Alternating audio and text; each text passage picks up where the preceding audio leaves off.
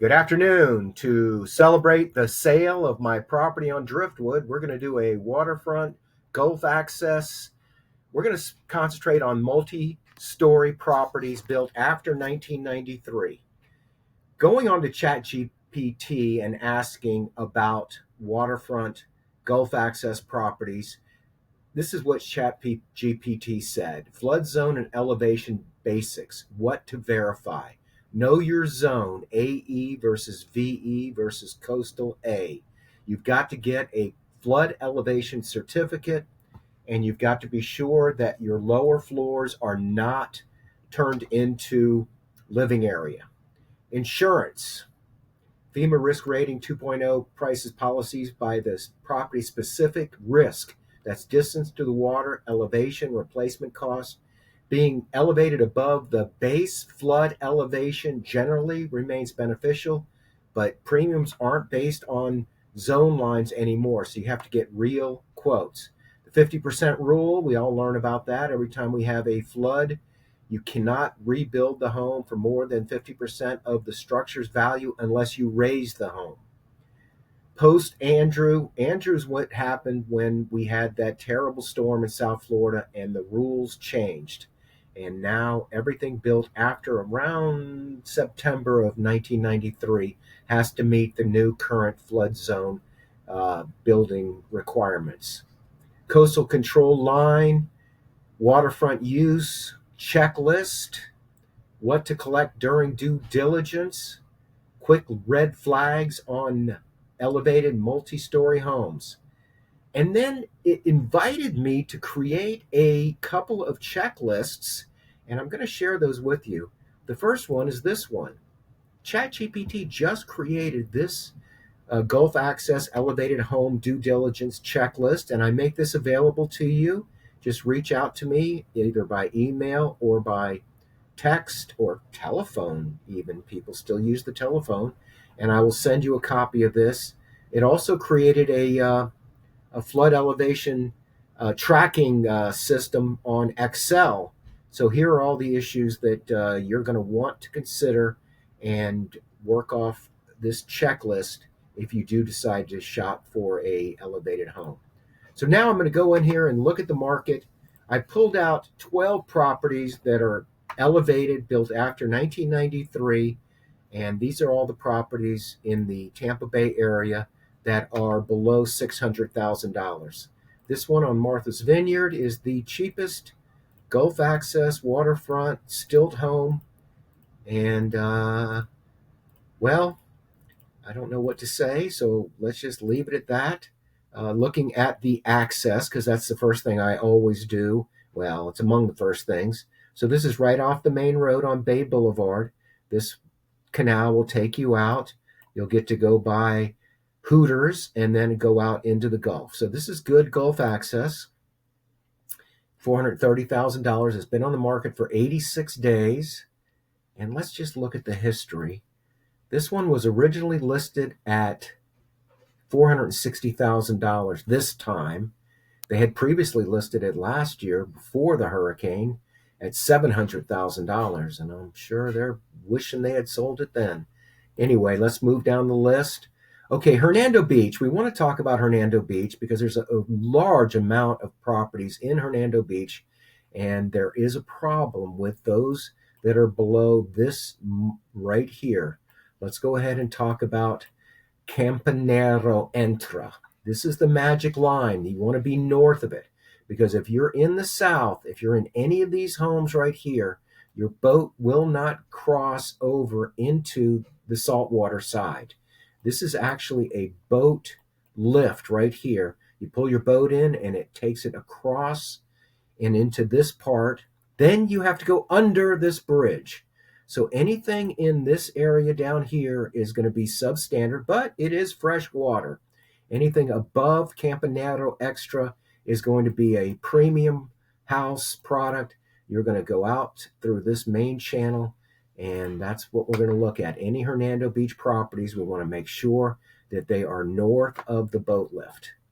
This is a $445,000 home, but alas, it is substandard Gulf access. All right, this is on the Anclote River. They I put in single family homes, but they included this, even though I would say this is more like a villa or a townhouse. There are no fees, so we can let them argue it. 87 days on the market for $469,000. 3 bedrooms, 2.5 bathrooms. Here we have a property in Palmetto. They're calling it a single family residence, but it is $933 a month. Let's skip that. Apollo Beach, nice location, lovely, uh, lovely home. $505,000. Been on the market for 99 days.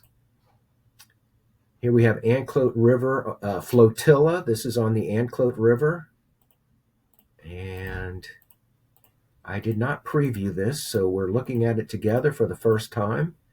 And I got to tell you, I like it. It's been on the market for 1 day, 1,800 square feet, built in 2006. Let's take a look at this. So the Anclote River is the sponge docks. Okay, here's the sponge docks right here. The Anclote River is a meandering, it changes over time, but it is a little bit better in one respect. When we had the incredible storm surge from Hurricane Helene, these properties on Flotilla and Grand Boulevard did not flood. And the reason, now there was a mobile home park over here that flooded terribly, and it's obviously because of elevation. But what happened was when that storm surge came in, the water was able to spread out into this delta. And instead of the water going up like it did on the Pythla-Chaskoti, the Cody River, the Anclote did not have the flooding that the Pythla-Chaskoti, known as the Cody River, had. So in some ways, the Anclote River is very attractive. In other ways, it's less because it's a long way to go to get out to the Gulf.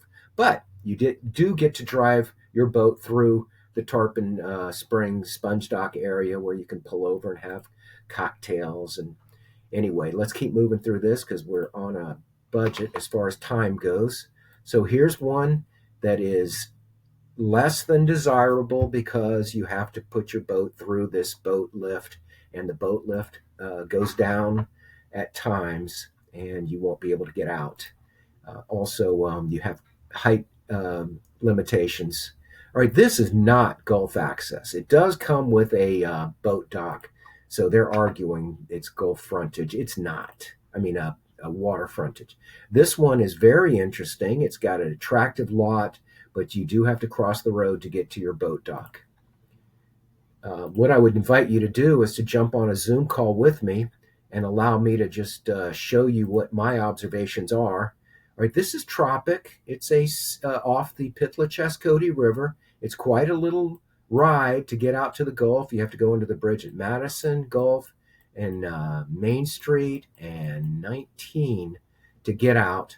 But when you get to right here, there's the Crab Shack, and there's Whiskey Joe's and Whiskey River and Hooters, and there's a place to buy gas right here at American Marina.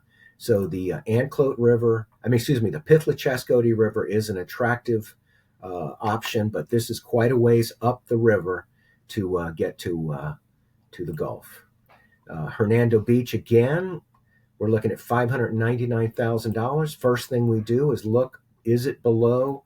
And it is below the lift. So to get out, you go down here, you come across here, you go up, you go around, you go back, you go forward. Then you have to go across the boat lift and then under the bridge. So this is not attractive if you're wanting to go fishing. This home has a lot to offer, but it is not as attractive as the homes that don't have to go through the boat lift. And this is up the river and not the greatest location for Gulf access, but it is on the river in Bradenton. So let's go ahead and finish up our presentation here. Anytime I do any criteria, and if you're shopping with me, we're going to look at the most important thing, and that is what's going on in this criteria. Right now, there are 4 properties in this criteria that have gone under contract. And what we're going to look at is the days on market. This is in Forest Hills, which means it's on the Anclote River. 199 days. It went into contract at $399,900. It'll be interesting to see what the sales price is. Here we have one in Tampa, $469,000, went into contract in 9 days. And we'll see that the good deals go under contract quickly. Now, this one was very interesting. 262 days on the market. This is a great canal, and this is a good price, $570,000. Although we'll have to see what it eventually sells for. Signal Cove, which is a neighborhood of mobile homes, and though this looks like a home, I mean a single family residence, I got to tell you, I'm pretty confident that's a mobile home up there because Signal Cove is a mobile home community, $575,000. And finally, the most important, as far as I'm concerned, is watching the solds. We've had 13 properties sell in this criteria. Let's just look at them. One of them is going to be my driftwood, and it's likely you're watching this because of you're on my list of people that reached out. This one went into contract in 17 days in Tampa, and it eventually sold for more than the asking price. That would have been the best deal. Here we have one in Weeki Wachee. They were asking $400. It sold for $365. Asking $429, sold for $410. Asking $500, sold for $490. Normally, I would jump over there and look at the if it's north or south of the boat transfer dock. All right, this one in Tampa, $550,000, sold for $500,000 in. Okay, Bertram and Sea Pines asking $550, sold for $525 in 0 days. Hernando Beach asking $569, sold for $540. $589,000, sold for $550,000. $584,000, sold for $550,000.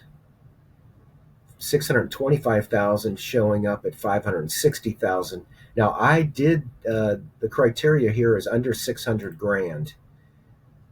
It's $565, sold for full price in 0 days, and we're going to see that over and over. When the properties are priced right, they sell quickly. And $610,000 sold for $570,000. You know, the thing about this one is they're saying it's water frontage, but it's not. But it is a lovely home. Hey, I'm Randy Jenkins. I appreciate you watching my videos. If you have any more interest or would like to talk about it or like to jump on a Zoom call to go shopping, feel free to reach out to me. Appreciate the opportunity. Wish you the best. Bye.